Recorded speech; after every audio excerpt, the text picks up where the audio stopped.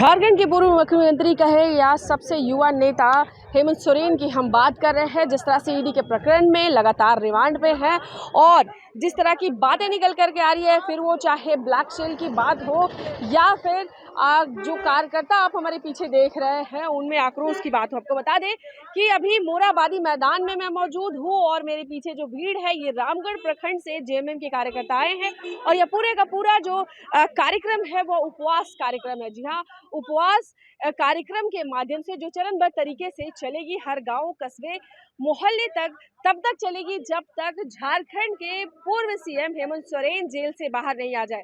तमाम यहाँ बड़े चेहरे नजर आ रहे हैं जिनका साफ और सीधे तौर पर यह कहना है कि हमारा नेता जेल में है।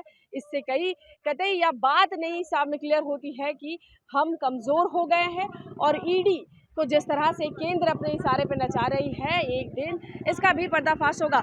वही यह सवाल भी उठ रहा है कि ईडी ने अब तक वैसे दस्तावेज प्रस्तुत नहीं किए हैं जिससे यह साबित हो कि पूर्व मुख्यमंत्री हेमंत सोरेन की संलिप्तता जमीन मामले में है। और उसी तरह से आपको बता दें, रामगढ़ जेएमएम की रामगढ़ प्रखंड से यहाँ लोग आए हुए हैं और यह उपवास कार्यक्रम में हर दिन चरणबद्ध तरीके से ये लोग एक एक प्रखंड से यहाँ पर आकर के अपनी बात करेंगे और या जो कार्यक्रम है उपवास का कार्यक्रम वो चलता रहेगा। तो चलिए जेएमएम के कार्यकर्ताओं से जुड़ते हैं, किस तरह का आक्रोश है, क्या कुछ ईडी के प्रति नाराजगी है। और वहीं बीजेपी, जब हम बीजेपी की बात करते हैं, यह बात हम आपको स्पष्ट कर दें कि वहीं बाबूलाल मरांडी ने साफ और सीधे तौर पर यह कहा है कि अगर चंपई सोरेन भी हेमंत सोरेन के नक्शे कदम पे चलेंगे तो उन्हें भी खामियाजा भुगतना पड़ेगा, जिसको लेकर के भी आज यहाँ पे खासी नाराजगी दिखी जा रही है। फिलहाल आप कमेंट सेक्शन के माध्यम से हमारे साथ जुड़ सकते हैं और हमें बता सकते हैं कि आप क्या सोचते हैं। मुख्यमंत्री जो अभी चंपई सोरेन है उनके लिए जिस तरह का बयान बाबूलाल मरांडी ने दिया है, आप क्या सोचते हैं? क्या यह बयान इस तरह का कहीं जायज़ है या फिर इस तरह के बयानबाजी नहीं होने चाहिए? वहीं दूसरे सवाल हम आपसे पूछेंगे और इसका जवाब कमेंट सेक्शन के माध्यम से चाहेंगे कि आपको क्या लगता है कि आज यह उपवास कार्यक्रम के माध्यम से जिस तरह से लोकप्रियता हेमंत सोरेन के प्रति देखने के लिए यहाँ पे बन रही है, मिल रही है, क्या यह आज भी उतनी ही लोकप्रिय है जितना जब वो मुख्यमंत्री हुआ करते थे? तो चलिए हम आपको सीधे ले सकते हैं कि क्या कुछ बातें उन्होंने हम लोगों से साझा की। कह रहे हैं कि एक तरफा कार्रवाई की जा रही है, क्या ये जो क्रमबद्ध इसमें कोई दो राय नहीं है पत्रकार महोदय। आज देखिए 14 दिन तक रिमांड पर रखने के बाद भी उनके पास कुछ मिला नहीं, बस एक सुगफा छोड़ देते हैं कि माननीय के द्वारा जमीन का खरीद फरोख्त किया गया है। अभी तक कोई भी प्रूफ नहीं मिला।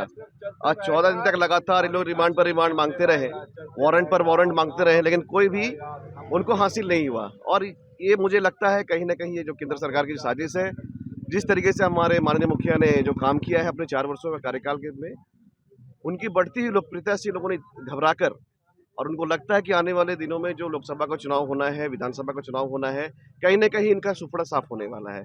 इससे वो घबराकर इस तरह का वो लोग षड्यंत्र कर रहे हैं। और मुझे लगता है हम लोगों का पूरा भरोसा है माननीय न्यायालय पे कि आने वाले दिनों में हमारे मुखिया को न्याय मिलेगा और जेल के बाहर वो निकलेंगे।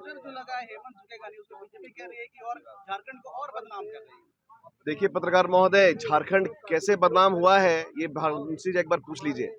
कभी ये मधुकोड़ा, कभी पूजा सिंघल, ये एक दिन का उपज नहीं है। ये लोग जब से आज 14 वर्षों तक इन लोगों ने हमारे झारखंड में राज्य किया और लूट खसोट का चारागाह बना दिया।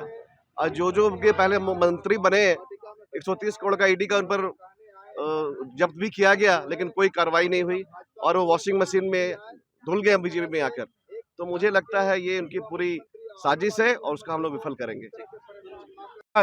जो स्थिति है, जो आने वाला समय में इनका सोच है कि हम लोग लोकसभा और विधानसभा में हम लोग आएंगे, इनका कभी सपना पूरा नहीं होगा।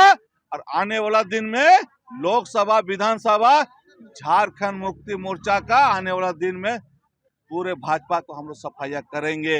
निश्चित रूप से आने वाला दिन में हमारा नेता अगर जेल में है तो हम लोग कमजोर नहीं है, हमारा नेता अंदर में है तो ताकत बन के है। तो आज हम लोग बाहर भी तो हम लोग एक हेमंत सोरेन भी हम लोग बाहर में हैं और हम लोग मजबूत के साथ में हैं।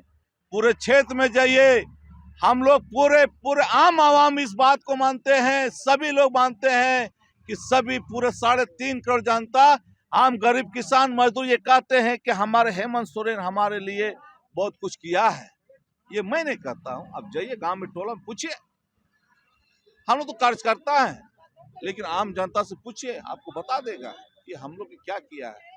आज निश्चित रूप से ये मैं कहना चाहूंगा कि आज हेमंत सोरेन जो किया है, ये राज नहीं, पूरे भारतवर्ष में ये कहता है कि आज भारतवर्ष में अगर कोई नेता है, कोई चुनौती देता है, भारतीय पार्टी को अगर चुनौती देता है तो माननीय हेमंत सोरेन देता है। इसलिए हमारा नेता एक बहुत बड़ा उभर के नेता निकलेंगे और आने वाला दिन में, आने वाला समय में भाजपा को मुंह तोड़ जवाब देंगे। उपवास में आप लोग बैठे, आखिर कब तक उपवास होगा? देखिए, ये चरणबद्ध तरीके से उपवास का कार्यक्रम रखा गया है और रांची जिला समिति द्वारा कल 15 फरवरी को इसकी शुरुआत की गई और ये कार्यक्रम हमारा लगातार जारी रहेगा। ये कार्यक्रम सभी 24 जिला के जिला कमेटी को अलग अलग दिनों में बुलाया गया है।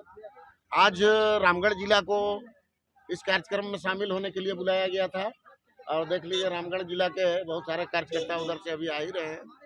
तो ये कार्यक्रम जो है ये हमारा लगातार जारी रहेगा और इसके अलावा हमने जन जागरण और न्याय मार्च का भी आयोजन किया है, जो सभी जिला के सभी प्रखंडों के पंचायतों में चालू है और पार्टी के कार्यकर्ता, प्रखंड के पदाधिकारी उसमें पंचायत स्तर पर जा रहे हैं और भारतीय जनता पार्टी के कुकृत्य को कि किस तरीके से एक ऐसा मुख्यमंत्री जो झारखंड के तमाम गरीब गुरबों के लिए काम कर रहा था, उनके सुख दुख में शरीक हो रहा था, दुख दर्द दूर करने की कोशिश कर रहा था और जो डिमांड थी, मांगे थी, उनको पूरी करने की कोशिश कर रहा था, उसको किस तरीके से भारतीय जनता पार्टी की केंद्र की सरकार ने प्रताड़ित करने का और उसका शोषण और दोहन करने का काम किया बगैर किसी सबूत के।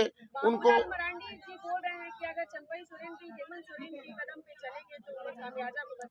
देखिए, बाबूलाल मरांडी जी पहले तो किसी को सलाह देना बंद कर दे, इसलिए कि उनकी विश्वसनीयता 2002 में ही खत्म हो गई थी।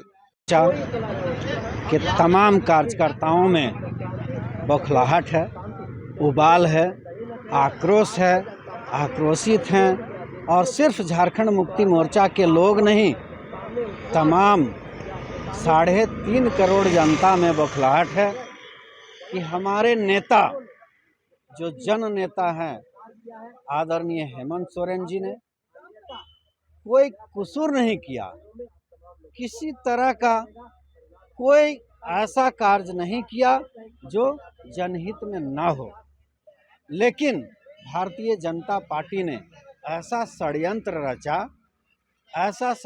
रचा और वो षड्यंत्र क्यों?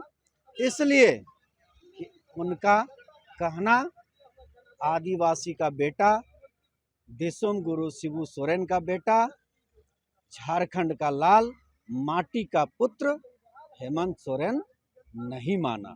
उसके कारण यदि मान लिया होता, झुक गया होता, हेमंत सोरेन झुक गया होता तो आज ये नौबत नहीं आता कि किसी तरह का प्रताड़ित करता। ये जानबूझ के षड्यंत्र के तहत इनको फंसाया जा रहा है और बार बार देखे होंगे कि समन पर समन, इसलिए समन पर समन कि पहली बार जब उन्होंने वहां से आदेश दिया था कि तुम आदिवासी का बच्चा मुख्यमंत्री बहुत अच्छा काम कर रहे हो, तुम मेरे साथ मिल जाओ, अन्यथा हम तुमको परेशान करेंगे। और